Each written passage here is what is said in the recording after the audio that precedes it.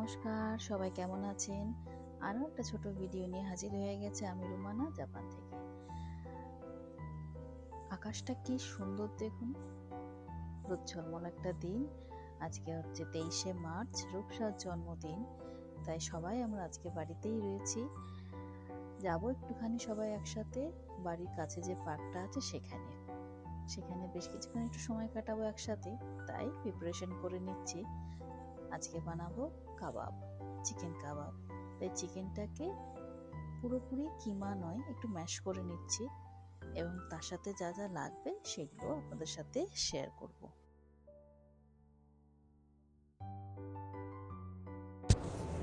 চিকেনটা ভালো করে ম্যাশ করে নিয়েছি। এবার এর সাথে মিশিয়ে নেব পাউরুটি গুঁড়ো। পাউরুটিটাও গুঁড়ো করে নেব, এই কারণেই মেশাবো যাতে চিকেনটা ভালোভাবে বাইন্ডিং হয়ে যায়। তার সাথে নেব বেশ কিছু মশলা, আদা রসুন বাটা, কাঁচা লঙ্কা বাটা, সঙ্গে দেব লবণ স্বাদ মতো, আর দেব আমচুর পাউডার, দোকানে যে আদা গুঁড়ো পাউডার কিনতে পাওয়া যায় সেই আদা গুঁড়ো পাউডার দেব, কাবাব মশলা, আর থাকবে আমরা যে রোজের গুঁড়ো মশলাগুলো ব্যবহার করি সেইগুলোই। আর কিছুটা গরম মশলা, বাড়ি তৈরি করা গরম মশলা ছিল, সেটাই দিয়ে দিচ্ছি। এর মধ্যে তেল মিশিয়ে ভালো করে মাখিয়ে নেব। হ্যাঁ, অবশ্যই গোলমরিচ গুঁড়ো দিতে হবে। গোলমরিচ গুঁড়োর একটা ভালো সেন্ট হয়, সেটাই দিয়ে নেব।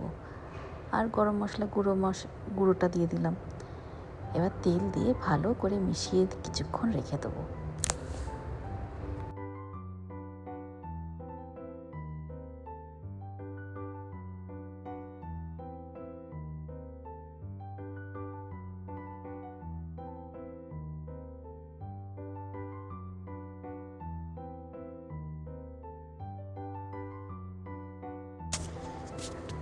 আধ ঘন্টা মতো রেস্ট দেওয়ার পরে গিয়ে এই কাজগুলো আবার গ্লাভস পরে হয় না, হাত ভালো করে ধুয়ে নিয়েছি। তারপরে দুই হাত দিয়ে ভালো করে শেপ দিয়ে নিচ্ছি। এরকম লম্বা লম্বা শেপ দিয়ে ফ্রাই প্যানের মধ্যে সামান্য তেল ব্রাশ বা স্প্রে করে দিয়ে তার মধ্যে কাবাবগুলো দিয়ে দিচ্ছি।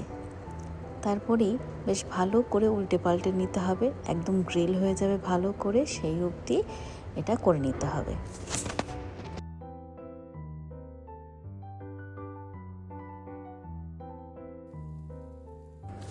আর বেশ কিছু সিঙ্গারা আগেই বানিয়ে রেখেছিলাম, সেটা এয়ার ফ্রায়ারে করে নেব। আর এয়ার ফ্রায়ারে আগের থেকেই স্প্রিং রোল দিয়ে রেখেছিলাম, সেটাও হয়ে গেছে, সেটা বক্সে ভরে নিলাম। আর এখন সিঙ্গারাটা এয়ার ফ্রাই করে নেব।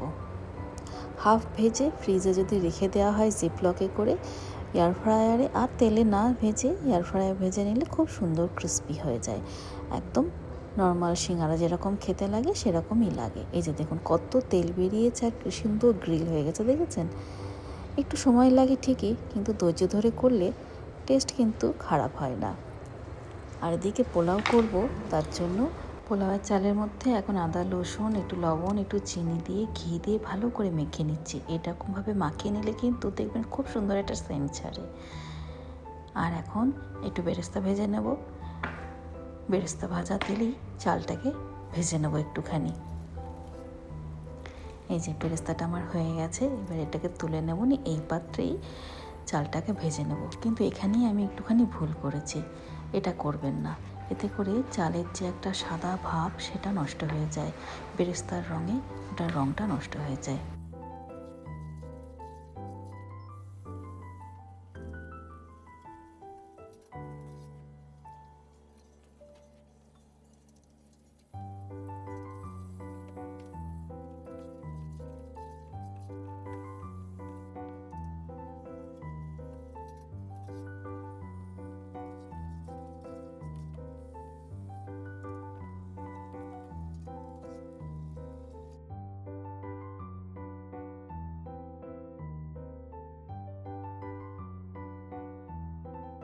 এবার পোলাওয়ের মধ্যে দেওয়ার জন্য জায়ফল জয়িত্রী একটুখানি গুঁড়ো করে নিচ্ছি শিলনোড়ায়। জায়ফল জয়িত্রী দিলে খুব সুন্দর একটা সেন্ট বের হয়, খুব ভালো লাগে সেটা পোলাওয়ের মধ্যে। অল্প কিছু বাটাবাটির জন্য মিক্সিতে খুব একটা ভালো হয় না, শিলনোড়াটা সেসময় ভীষণ কাজে দেয়। এটা 3-4 বছর আগে আমি দেশের থেকে এনেছিলাম। এখন এই যে জল মেপে দিলাম, সঙ্গে দিলাম হাফ কাপ মতো দুধ। পোলাওয়ে বিরিয়ানি চালের মতোই সমান করে জল দিতে হয়। এবার সব ভালো করে মিশিয়ে রাইস কুকারে বসিয়ে দিচ্ছি। সিঙ্গারাগুলো আমার ভাজা হয়ে গেছে, এগুলো আবার বক্সের মধ্যে নিয়ে নেবো। পোলাওটা আমার রেডি হয়ে গেছে, একটু স্যাফরন দিয়ে নেবো। আর এই দেখেছেন তো, পোলাওটা যেহেতু বেরেস্তার তেলে ভেজেছিলাম তাই রঙটা নষ্ট হয়ে গেছে। চলে এসেছি এখন পার্কে, সেখানে টেবিলটা একটু গুছিয়ে নিচ্ছি।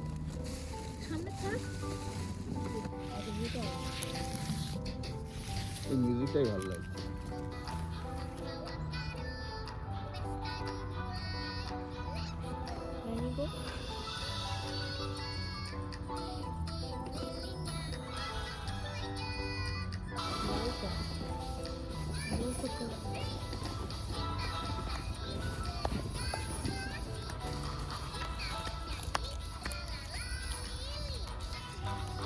Ready?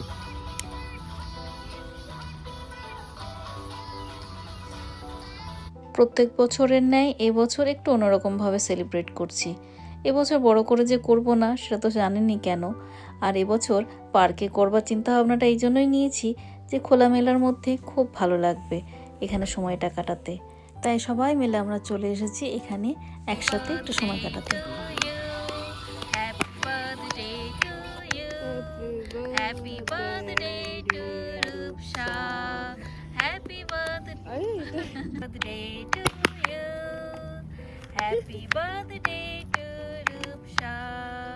Happy birthday to you. Happy birthday. ওমেদেতো গোজাইমাসু। চলো প্লেট আবার চেঞ্জ হয়ে যাক একটু। সব সামনে কেক কেটে দিয়ে দাও, কেকটা কি রাইস আকার দিতে হবে নাকি? নাহলে বড় ছোট হবে। না, হোক দিয়ে খাও সবাই মিলে। হ্যাঁ, হোক দিয়ে খাও সবাই মিলে। কোক দিয়ে চা না কোল্ড ড্রিঙ্কস? চাও আছে, কোল্ড ড্রিঙ্কসও আছে। হোক দিয়ে সবাই মিলে এখান থেকে খাও। না কাটো কাটো না কাট তুমি এ করোনি? আছে। শুরু করলাম। ইতাদাকিমাস। হ্যাঁ, হ্যাপি বার্থডে। অনেক বড় হও, অনেক ভালো থাকো। তোমার বিলেটেড হ্যাপি বার্থডে। তুমি ছিলে না তোমার জন্মদিনের সময়। নে তুইও ক্রিম দিয়ে নে। এটা বেশি দিয়েছো। আরে তো তোর তো এই যে দিচ্ছি, এবার বেশি খাস, অসুবিধা নেই।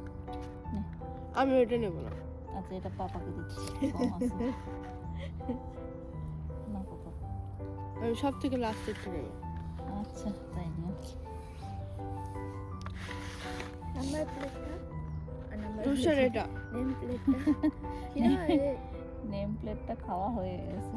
তো কেক যাবো। হলো নে নে, বড় সব থেকে বড়টা দিয়ে আমি দিতে। এখানে এইটা খাবো। আচ্ছা তার রুশানো। কেকটা বড় হয়েছে। ইয়ে এই, বোকা। সব বড়।本当だ。ちょっともらうわ。নে নে নে নে এনে। না এবার সস দাও। এই যে প্লেট আজকে আমাদের এরকম, সিঙ্গাড়া আছে, কেবাব আছে, স্প্রিং রোল আছে আর কেক, আর এটা চাটনি। সব বাড়িতে বানিয়েছি রূপসার জন্মদিন উপলক্ষে। এই পার্কে একটু এসে বসে খাবো, আনন্দ করবো, এইটাই একটুখানি একসাথে কাটানোর সময়। Happy birthday Rupsa. Thank you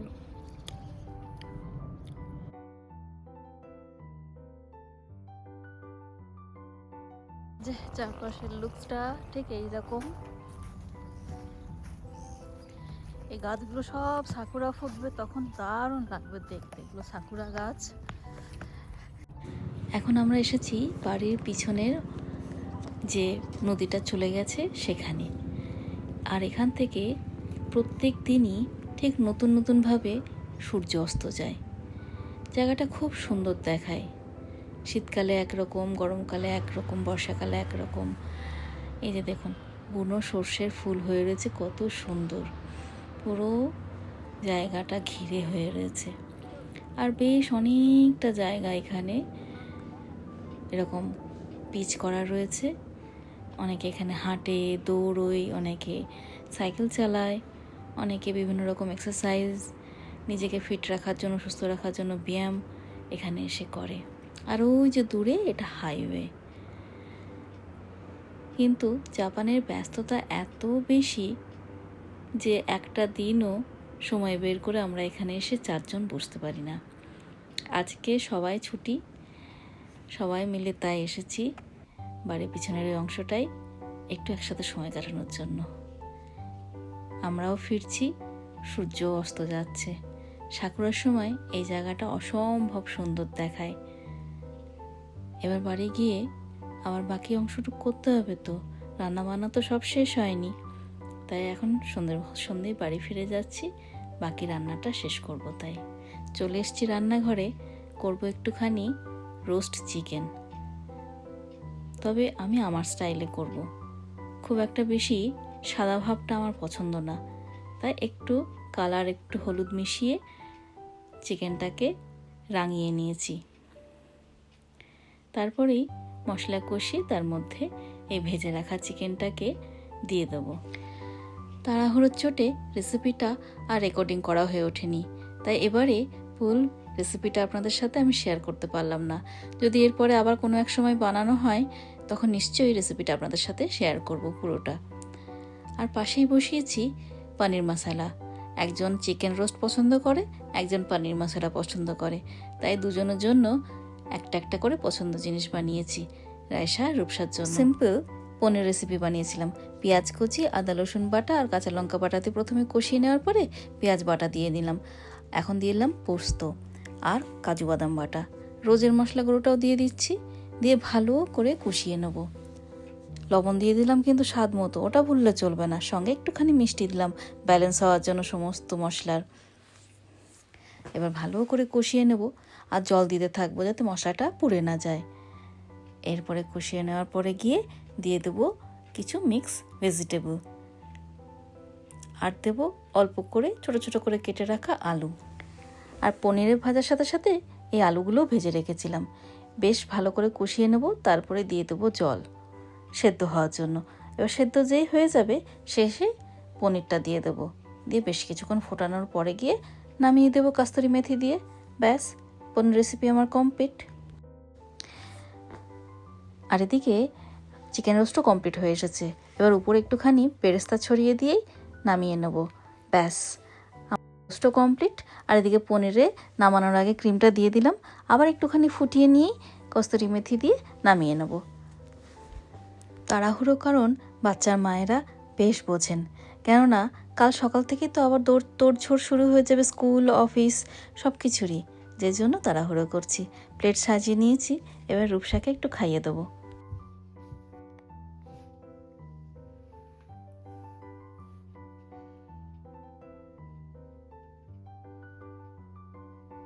menu তো রূপসা, তুমি কি কি দিয়ে খাবে বলো? এটা পনির আছে, এটা চিকেন রোস্ট চিকেন আছে, কাবাব আছে, রোস্ট চিকেন দিয়ে দেবো। আমাদের এখানে স্টিলের প্লেট পাওয়া যায় না, জানেন তো, আর এটা পাওয়ার কারণে খুব ভালো লেগেছে এবং সবার জন্য স্টিলের প্লেটটাই এখন বাড়িতে ব্যবহার করা হয়। জাপানে স্টিলের প্লেট প্রথম মার্কেটে অ্যাভেলেবেল হয়েছে। দেবো না, এটা দেবো।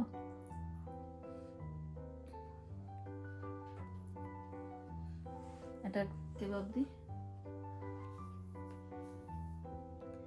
একটু খাইয়ে দেবো। সবাই বলবে এত বড় হয়ে গেছে তারপরে মার হাতে খেয়ে নিচ্ছে। হাতে ব্যথাও করছে আজকে। হাতে ব্যথা করছে আজকে।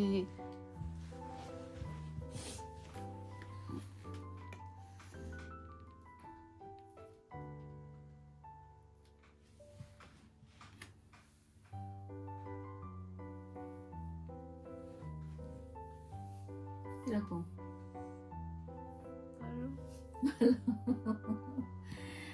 তো চলুন আজকের ভিডিওটা এখানেই শেষ করছি।